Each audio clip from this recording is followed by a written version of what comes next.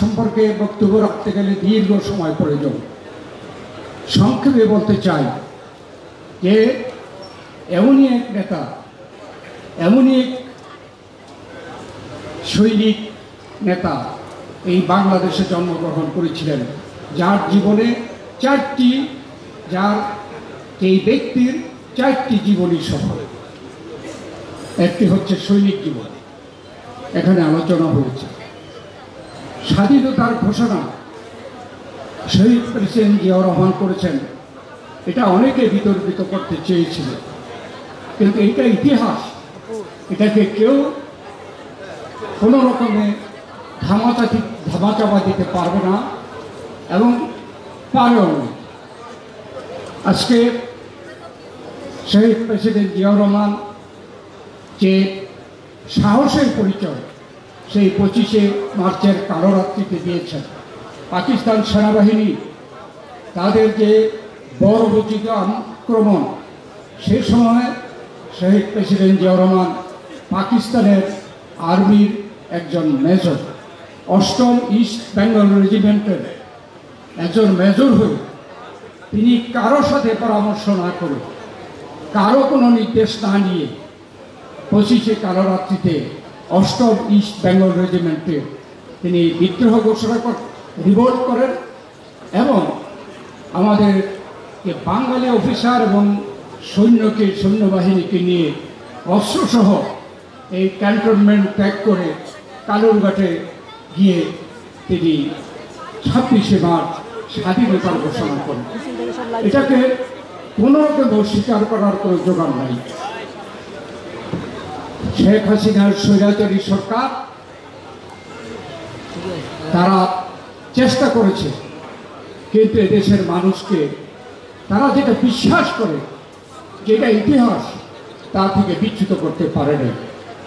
শহীদ জিয়াউর রহমান একজন সৈনিক হয়ে স্বাধীনতার ঘোষণা, সেক্টর কমান্ডার, জেড ফোর্সের কমান্ডার, সম্মুখ যুদ্ধ করে যুদ্ধে বিজয়ী হয়ে তিনি ফিরে এসেছেন এবং সেনাবাহিনীতে ফেরত দিয়েছেন। সেই শহীদ জিয়াউর রহমান সৈনিক হিসাবে, যেখানে একজন সৈনিক দেশমাতৃকার জন্য যুদ্ধ করতে পারলেই তার জীবন সফল বলে মনে করেন, সেখানে জিয়াউর রহমানের সৈনিক জীবন অত্যন্ত সফল। এবং এই সফল সৈনিক জীবন এদেশের মানুষের মনে তার নাম গাঁথা ছিল বলে যখন আওয়ামী লীগের নিজেদের মধ্যে অন্তর্দ্বন্দ্বের কারণে বিপ্লব প্রতিবিপ্লব হচ্ছিল এবং সর্বশেষ 3রা নভেম্বর 1975 একজন ব্রিগেডিয়ার সে নিজে স্বঘোষিত মেজর জেনারেল হয়ে সেনাপ্রধান হয়েছিল এবং তখন সেনাপ্রধান জিয়াউর রহমানকে তার বাসভবনে বন্দি করেছিল। তখনও তিনি স্বেচ্ছায় পদত্যাগ করে চলে গিয়েছিলেন, কিন্তু এদেশের জনগণ এবং সেনাবাহিনীর সদস্যরা এটা মেনে নিতে পারেনি। তাই 7ই নভেম্বর বিপ্লব, সিপাহী জনতার বিপ্লব, আরেকটি এই বাংলাদেশের জীবনে অত্যন্ত গুরুত্বপূর্ণ দিন। তার মাধ্যমে শহীদ প্রেসিডেন্ট জিয়াউর রহমান দেশে ক্ষমতার কেন্দ্রবিন্দুতে আসেন এবং পর্যায়ক্রমে তিনি নির্বাচনের মাধ্যমে প্রথম নির্বাচিত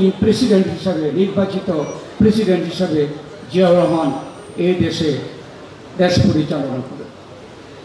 অনেক কথা বলা হয়েছে, বলতে গেলে তার যে রাষ্ট্রপতি থাকার সময়, রাষ্ট্রনায়ক থাকার সময় সংবিধানে আমাদের অনেক পরিবর্তন করেছেন। আমাদের জাতিসত্তার পরিচয় বাঙালি জাতীয়তাবাদ থেকে বাংলাদেশি জাতীয়তাবাদে পরিচয় দিয়ে গেছেন, যেটা এখন পর্যন্ত কেউ এটা পরিবর্তন করতে পারেনি। তিনি সমাজতন্ত্রের সংবিধানের সমাজতান্ত্রিক অর্থনীতিকে পরিবর্তন করে মুক্তবাজার অর্থনীতির পথ দেখিয়ে গেছেন। তিনি ধর্মীয় বিষয়ে যে ধর্মনিরপেক্ষতা ছিল, সেই ধর্মনিরপেক্ষতা থেকে পরিবর্তন করে আল্লাহর উপরে বিশ্বাস এবং সকল ধর্মের সমান অধিকার প্রতিষ্ঠা করে গেছে। এমনিভাবে বলতে গেলে অনেক কিছু। তিনি যেখানে 1974-এর দুর্ভিক্ষ হয়েছে, তার রাষ্ট্রনায়ক বা রাষ্ট্রপতি থাকার সময় তিনি বিদেশে চাল রপ্তানি করেছেন। তিনি কৃষি বিপ্লব, শ্রমিক বিপ্লব, অনেক ক্ষেত্রে বিপ্লব সাধন করে বাংলাদেশকে স্বয়ংসম্পূর্ণ এবং উন্নত দেশ হিসাবে পরিচিত করার জন্য তিনি পদক্ষেপ গ্রহণ করেছেন। 19 দফা কর্মসূচি দিয়ে তিনি গণভোটের মাধ্যমে তার জনগণের মতামত নিয়ে এদেশে উন্নয়নের পথ তিনি প্রদর্শন করেছেন। আজকের অর্থনীতিতে এই রেমিটেন্স, শ্রমিকদের যে অর্জন এবং যে পোশাক শিল্পের যে অর্জন, এই শুরু কিন্তু জিয়াউর রহমান করেছে। এইভাবে বলতে গেলে অনেক কিছু। তিনি যে একজন সফল রাষ্ট্রপতি ছিলেন তার প্রমাণ হলো জানাজাতে যে পরিমাণ মানুষ সেদিন উপস্থিত হয়েছিল, দেশে বিদেশে সকল পত্রিকায় মন্তব্য করেছে এর আগে কোনো মুসলিম রাষ্ট্রনায়কের জানাজায় এত মানুষ হয়নি। আমি নিজে যেহেতু সেই সময় জিয়াউর রহমানের সাথে রাজনীতি করি, 79 সন থেকে সরাসরি ওনার ছাত্র বিষয়ক সম্পাদক হিসাবে আমি সব কিছু দেখেছি। আমি বলতে পারি আমি যেই জানাজা দেখেছি, অতীতে এই ধরনের জানাজা হয় নাই। এরপরের থেকে বাংলাদেশ কেন পৃথিবীর কোথাও কোনো মুসলিম রাষ্ট্রনায়কের জানাজা এত বড় জানাজা হয়নি। অতএব এটাও প্রমাণিত উনি রাষ্ট্রনায়ক হিসাবে একজন সফল রাষ্ট্রনায়ক।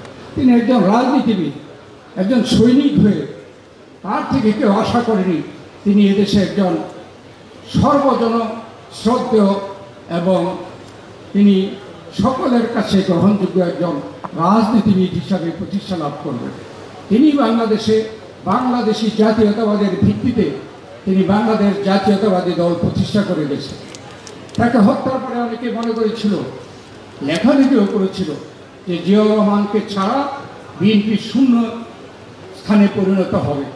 কিন্তু সেই বিএনপি দেশনেত্রী বেগম খালেদা জিয়া, শহীদ জিয়া সুযোগ্য উত্তরসূরি, সেই বিএনপির পতাকা হাতে নিয়ে সামনে এগিয়ে নিয়ে গেছেন।